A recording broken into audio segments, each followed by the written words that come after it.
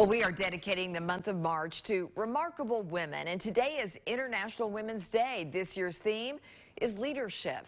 While female leaders have been praised for their roles in responding to COVID-19, the World Economic Forum says they're still underrepresented in decision-making. In Knoxville, that's changing. We have a woman mayor, a vice mayor, police chief, and a woman who runs the University of Tennessee, Chancellor Dondi Plowman. I sat down with her for an exclusive one-on-one interview to talk about leadership in times of crisis. I've not had I decided today I want to become a chancellor. That's never how my journey went. I've been influenced by other people, and I've always loved the work that I do. I've loved every moment of being in higher ed. I haven't loved all the decision moments, once I became a leader. But I love being a professor. I love teaching. I love doing the research. I could go back to that tomorrow and be happy. So for me, it's been about trying to be about work that matters and has impact and that has meaning for me.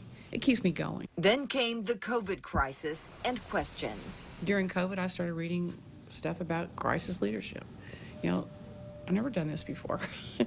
What do you have to do? I'm just giving you a heads up as a reminder. So the data from our comprehensive testing, keep up the good work. She decided transparency was key and continues weekly virtual campus COVID updates in a calm and confident way. I realized in the course of that, we were sort of inviting people into the decision-making process, if you will. Why are we doing this? Why are we putting in restrictions? How will we know if we're doing better? And people appreciated that. And so I'd like to say that was just a brilliant forethought, that I knew exactly why we were doing it. It just seemed like the right thing to do. Dondi Plowman has certainly faced challenges in her short time as chancellor. Welcome, Dr. Danny White, to the great University of Tennessee. Finding a new athletics director amid a coaching controversy in the middle of a pandemic. I felt really confident about my ability to pick good leaders. Where does her confidence come from? I've used the Clifton Strengths Finder tool, my top 5 strengths. I know what they are, and I try to use them every day. I'm strategic, achievement, positivity, that's one of my strengths, futuristic, and maximizer. I know all the strengths of my team. I feel a responsibility in my role. People ask me all the time, don't you feel a responsibility to other women? And I do. I feel a responsibility to mentor anyone who's part of my group, but I do feel that about young women as well. You mentioned mentoring. Where do you find the time to do a meaningful mentorship? Not just great job, liked how you did that. That's true. Well, I would say what's meaningful to you and meaningful to them might be two different things. Your 30 minutes with somebody once a week probably means a lot more to them than you think it does. So I heard someone say once about me, I'll never forget the fact when you walked in the office, you came to see the dean and you walked up to me and said, "How are you doing? How's this job today?" I didn't even remember it. This was in Nebraska.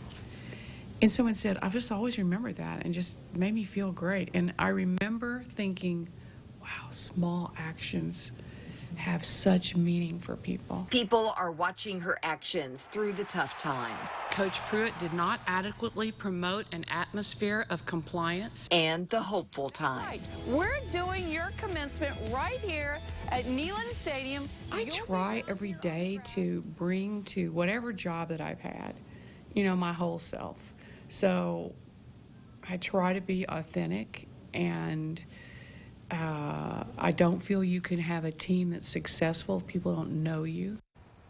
We appreciate her time. Feel like we've gotten to know Dondi Plowman. We go behind the scenes with the first woman to lead the Knoxville Police Department, Chief Eve Thomas, who's had challenges of her own in finding answers to stop gun violence after the most recent murders of 2 Austin East students. That is coming up tonight at 6. And be sure to join us tomorrow at 5 as we begin our weekly tribute every Tuesday in March to remarkable women in our area. You sent in nominations for our Remarkable Women contest a few months ago. We now have 4 finalists. Tomorrow, meet finalist Mimosa Foster. When we reach out through others, we can do a lot more. She champions children and she changes lives. This former elementary school principal may be retired, but she continues to give to her community in a number of ways. Again, that's tomorrow night at 5.